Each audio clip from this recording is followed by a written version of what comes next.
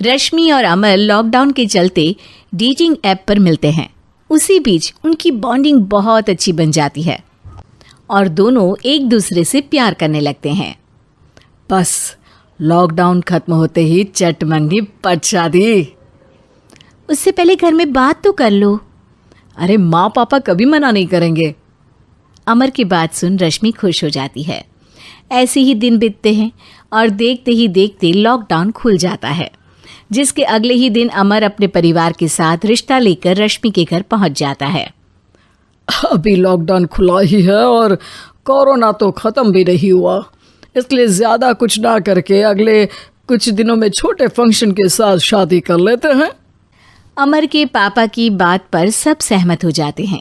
कुछ दिन बाद दोनों की शादी हो जाती है और रश्मि अपने ससुराल पहुंच जाती है। बेटा, शादी तो तूने अपनी मर्जी से कर ली, लेकिन बहू को बोल देना इस घर में हुक्म मेरा ही चलेगा, इसलिए अपना राज जमाने की कोशिश भी ना करें। माँ, रश्मि को यहाँ सिर्फ प्यार, आशीर्वाद और अपनापन चाहिए, पैसा या राज नहीं। बेटी की बात पर सास मुंह बनाए वहाँ से चली जाती है और अब वो हर रोज़ रश्मि को परेशान करना और ताने देना शुरू कर देती है। देखो, ये है आजकल की लड़की, इंटरनेट पर लड़कों से बातें करते हुए इन्हें शर्म भी नहीं आती, और यहाँ तो देखो कितनी सीधी सुशील बनकर दिखा रही है।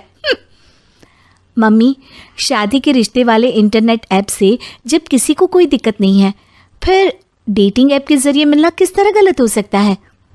रश्मि के डेटिंग ऐप वाली बात सुन उसकी हैरान सास तुरंत तुनक कर पूरे घर को सिर पर उठा लेती है, जिसकी आवाज़ सुन अमर और उसके पापा भी वहाँ आ जाते हैं।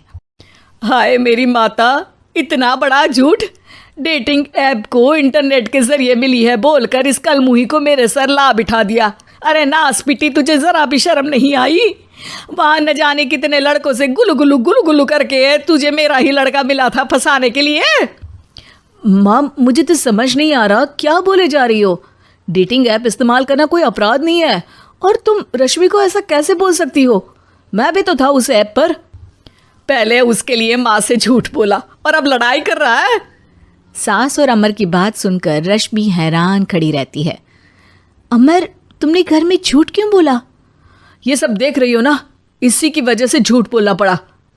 एक तरफ अमर और रश्मि की ये बात चल रही होती है, वहीं दूसरी तरफ सास का नॉन स्टॉप क्लेश सबको परेशान कर देता है। सब एकदम चुप, जो हुआ सो हुआ, अब मुझे कुछ ना सुनाई दे। पति की बात सुन सास चुप होकर वहाँ से चली जाती है, लेकिन अब वो रश्मि के सिर दुनिया भर के सारे काम डालकर उसका जीना पहले से भी ज़्यादा मुश्किल कर देती है।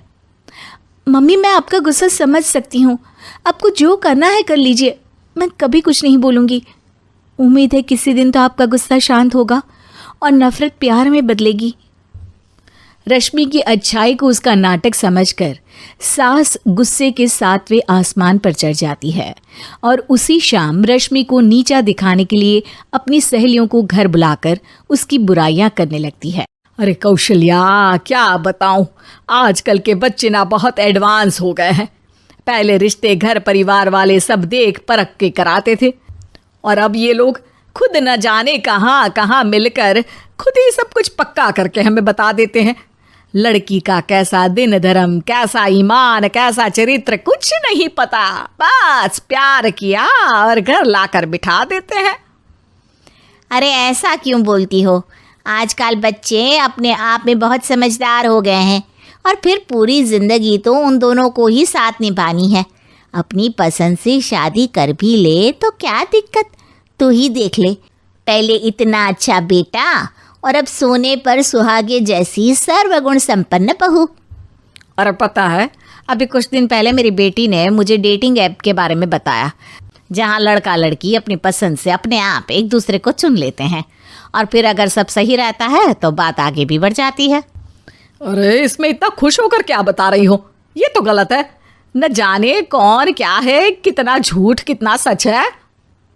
अरे पर सोचो, जब तुम किसी के बताए रिश्ते को देखने जाते हो तो क्या एक ही बार देखने से सच झूठ का पता लगा सकती हो? ज़रूरी नहीं कि बच्चों का लिया फैसला हमेशा गलत हो। अरे बहुत बार हमसे भी तो गलत फैसले होते हैं ना। अच्छे बुरे लोग तो हर जगह मिल सकते हैं, फिर इसमें सिर्फ बच्चे ही गलत कैसे? सहेलियों की बात सुन सास सोच में पड़ जाती है और इसी तरह कुछ दिन बीत जाते हैं, जिसमें ना तो वो रश्मि को परेशान करती है और ना ही कोई ताना सुनाती है, जिसे देख रश्मि परेशान हो जाती है। मम्मी, आपकी तबीयत तो ठीक है ना? कुछ दिनों से देख रही हूँ आप मुझे कुछ बोलती ही नहीं। तो मेरा परेशान करना ज्यादा अच्छा लगता है क्या? नहीं, आपकी शांति उससे ज्यादा परेशान कर रही है। शांति इसलिए है क्योंकि मुझे एहसास हो गया है कि गलत तुम लोग नहीं, मेरी सोच है। प्यार तो एक सुंदर एहसास और शादी खूबसूरत साथ है। अगर ये साथ सच्चा है तो कहीं पर भी किसी भी तरह जुड़ा हो, उससे कोई फर्क नहीं पड़ता। आप कौन है? इतनी अच्छी बातें मेरी पत्नी तो नहीं बोल सकती।